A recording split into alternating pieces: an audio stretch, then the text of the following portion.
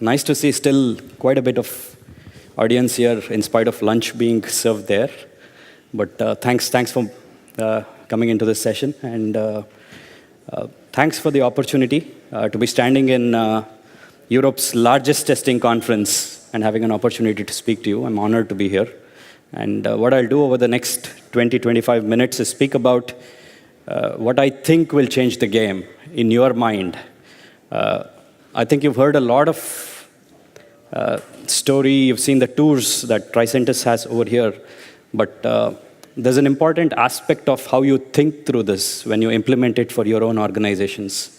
And I think if I leave you with a few ideas in the next 30 minutes of what you could possibly do in your organization and how you could think about this thinking of DevOps, I think we will have done enough justice to this session.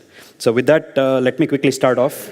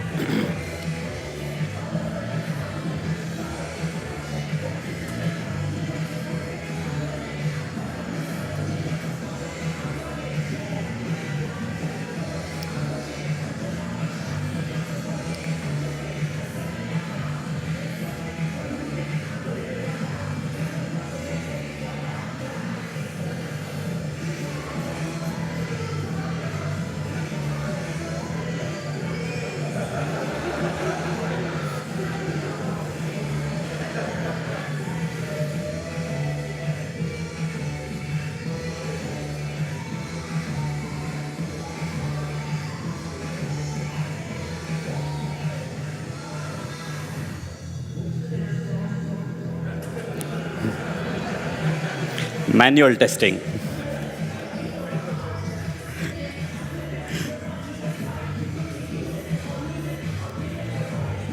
And manual can be efficient as well sometimes, more than automated.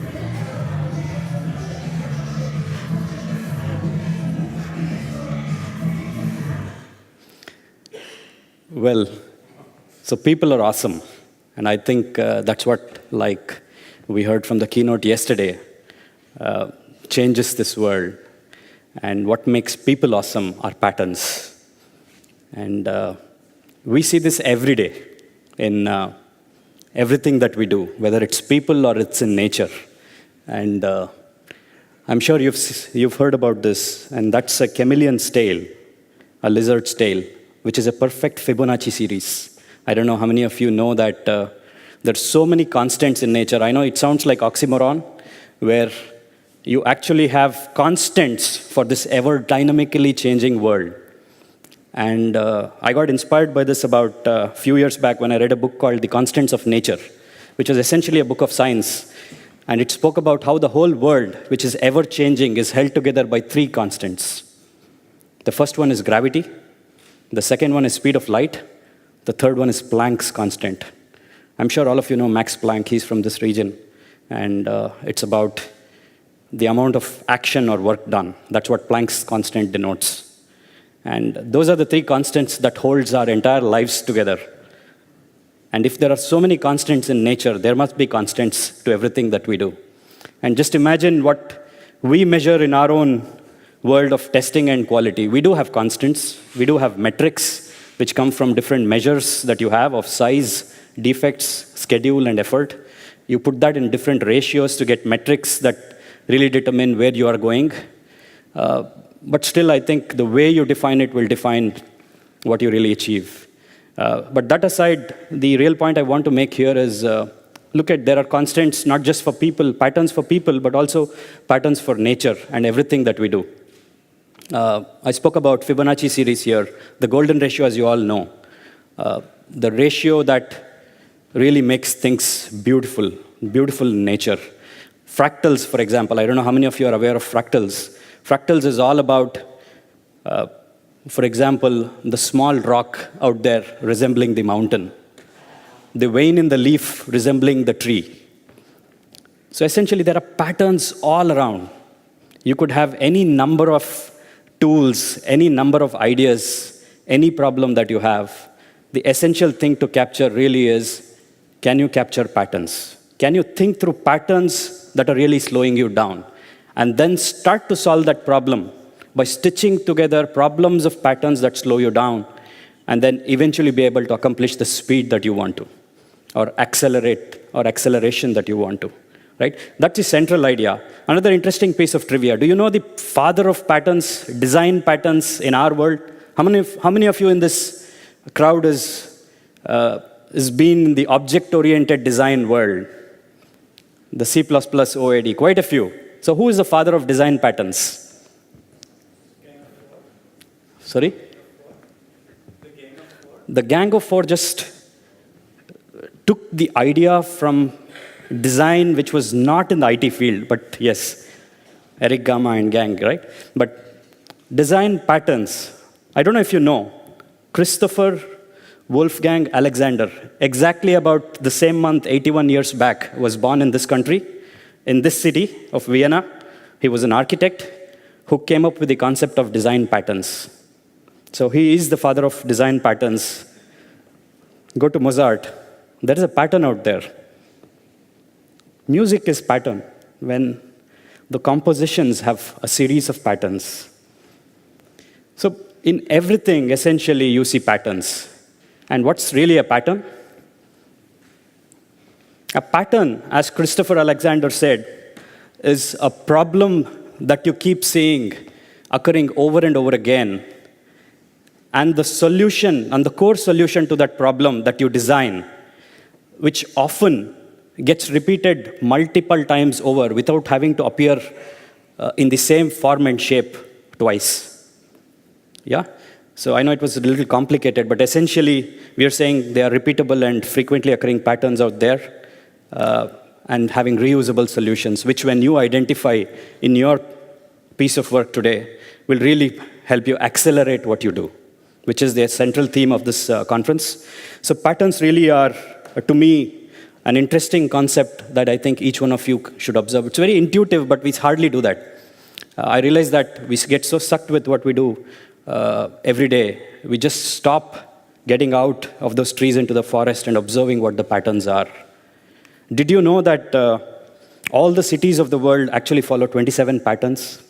All the cities of the world really are mapped into 27 patterns for the cities and the suburbs. So just goes you to so, and what does it take to create a pattern?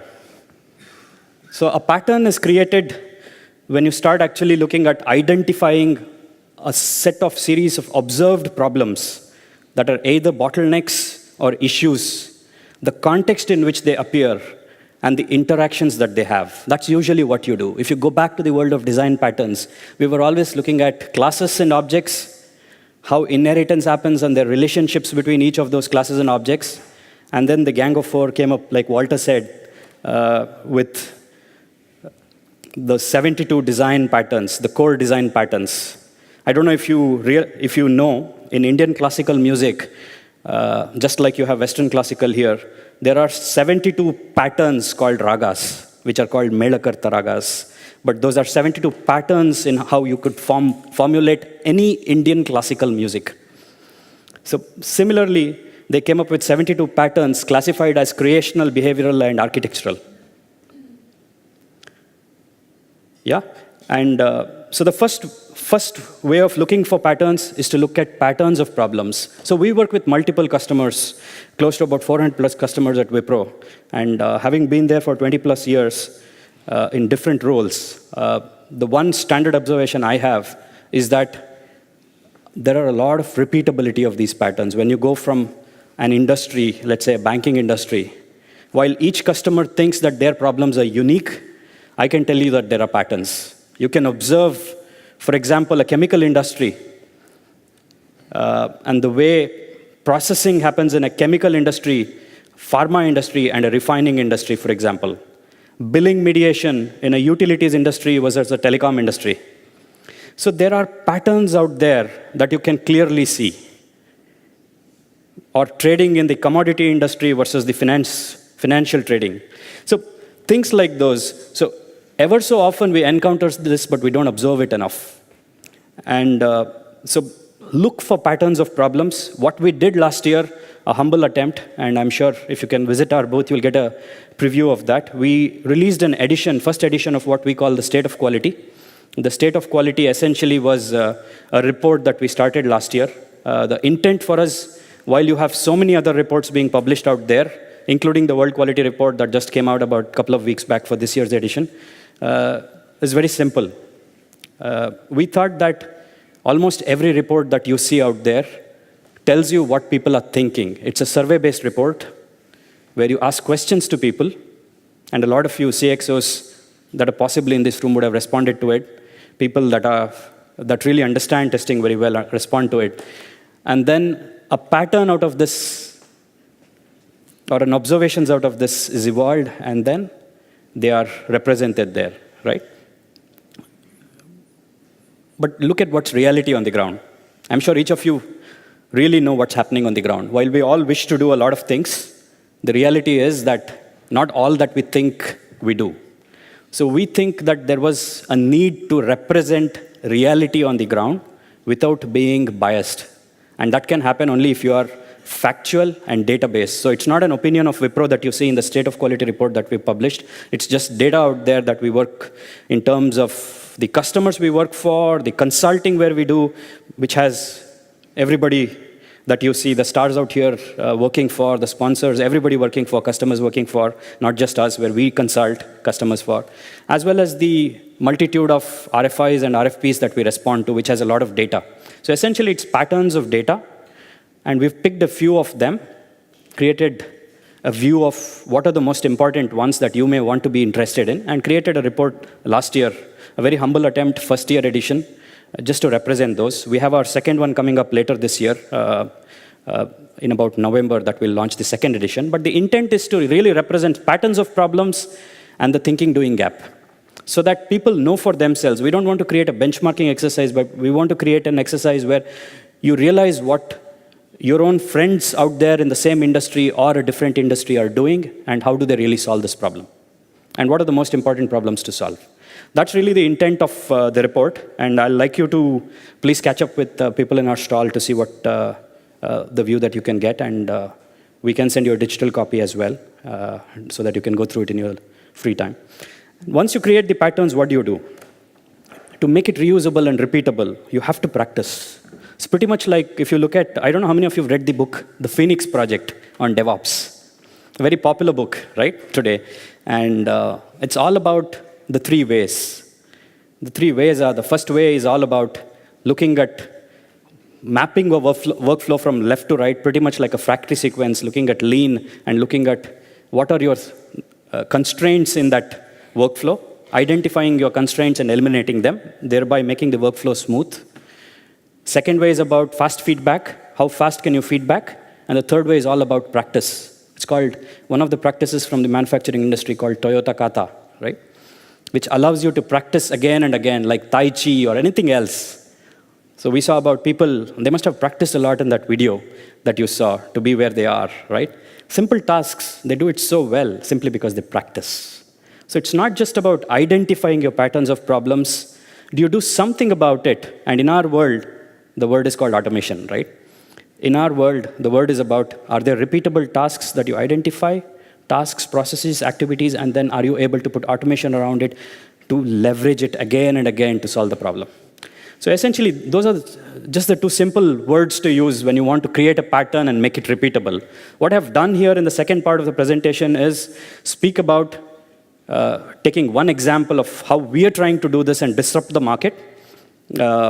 You will see that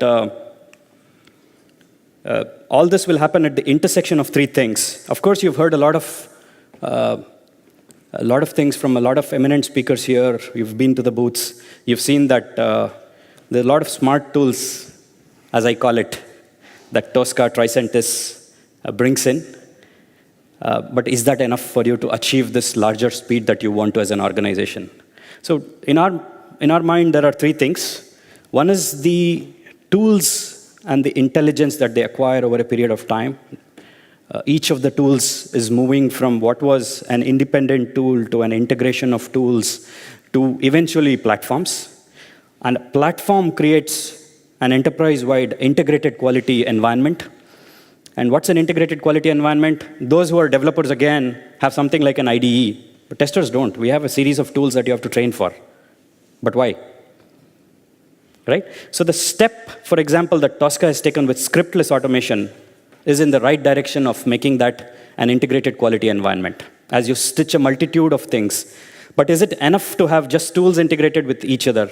No, you have to have decision-making intelligence, right? Decision support systems that today needs human intervention. And smart interfaces come in where you could do intelligent orchestration with the smart platforms and the smart tools, all stitched together to actually create your quality ecosystem that allows you to truly build disruptive acceleration to your IT and business, right? That's really the thought. So we will see a simple use case.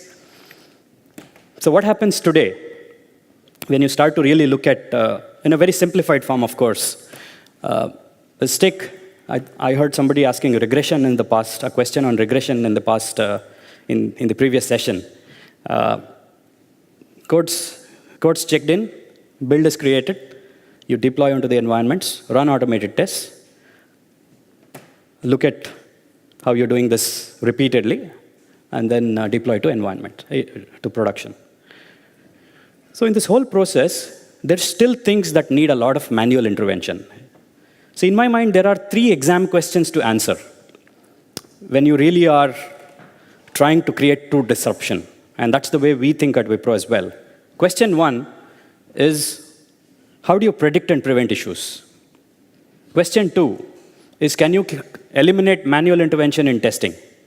Question three is, can you eliminate testing, right? In its traditional form. But that's the questions that you're always asking with the advent of automation from its traditional form to what's extreme or hyper-automation today to cognitive automation tomorrow, right? And how you stitch this whole supply chain of all these three layers to really create disruption out there. So what I do, so in this simple use case, you will see that there are patterns of looking at impacted test cases and identifying them, patterns that slow you down in terms of data preparation for your automated cases, patterns in terms of failure analysis. You run the automated test cases, but analyzing it. For example, a customer once told me recently that it's great. You can actually run your tests from 2 weeks to 2 hours now. But it takes me 2 days to analyze the results of your automation tests. That still needs a lot of time and intervention from people. How do you take that out, for example? And then defects, for example, very simple thing, but just imagine the amount of time that people spend. We've observed in large enterprises, 12 to 15% of defects is really duplicate. We notice that the amount of hops that a defect takes is anywhere between 12 to 18 hops in large financial institutions. From the time the defect gets created to the time the defect gets fixed, 35 to 45% of defects don't need a code fix, or either data or environments. So a lot of SME and time from a whole lot of developers and everybody goes into a triage, a lot of things out there. So how do you solve these patterns beyond what you do with your existing automation? So these really are what you have to take care. And the way we do it is really about bringing all this together, like I said, to those three layers. And we call it IntelliAssure 2.0. I have a small demo. Maybe we'll get in there immediately.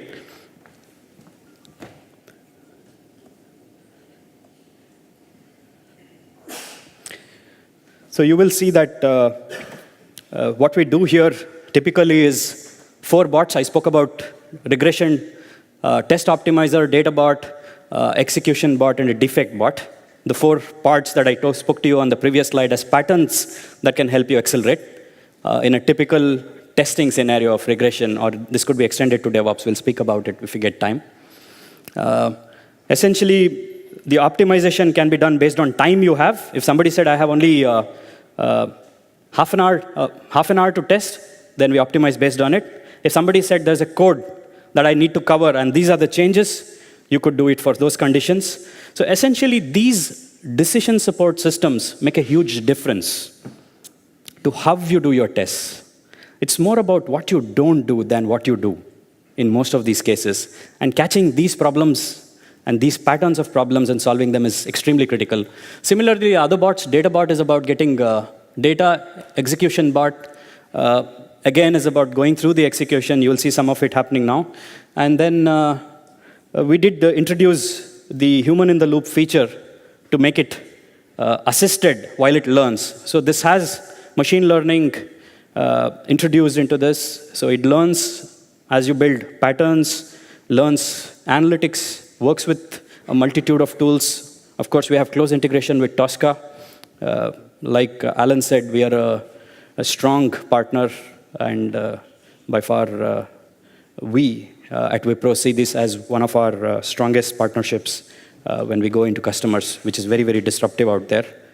And you will see as you start executing some of these bots, you can stitch some of these through an intelligent orchestration UI like this. Just pull a set of bots, stitch them together, and then really, when you start executing them, since we've tried to make it a little more annotated, because typically when bots run, you can't see what happens in the background. And just to make it a little more clearer, we've gone ahead and used an open cart application on which we run this. So I'll just fast forward on this one. Essentially, what it does eventually is that it goes forward and, in the interest of time, looks at all the things that I said in terms of defect healing, classification and assignment of defects. Whenever there is a data or an environment problem, it could automatically go hook up probably a script that rips apart an existing environment, resets it, runs the test again with existing sets of tools that you already have, and then go ahead, upload the results, right? That's essentially what I had. But net, it's just to give you a thought in terms of how you start to look at problems that need manual intervention today versus the solutions that you already have with existing tool sets, and how do you bridge these gaps. And we call it, it's pretty much like a bot studio, as you saw. The IntelliAssure today is an intelligent orchestration. And while I spoke about patterns, when you start to stitch it together, you actually created a solution for a regression tester. So it's essentially an autonomous tester for regression. And similar solutions that we are working on is the autonomous performance tester, the autonomous data tester, which starts to integrate a whole lot of decisions and learning. And that's, to us, very disruptive in the way we are thinking through this leverage of AI and machine learning in the world of quality and testing. That was just a quick demo. Just imagine if you were to do this across DevOps, where an entire organization has a set of activities, each one dancing to the tune of quality first. And that's really what I had in my presentation. So thank you, and happy to take questions.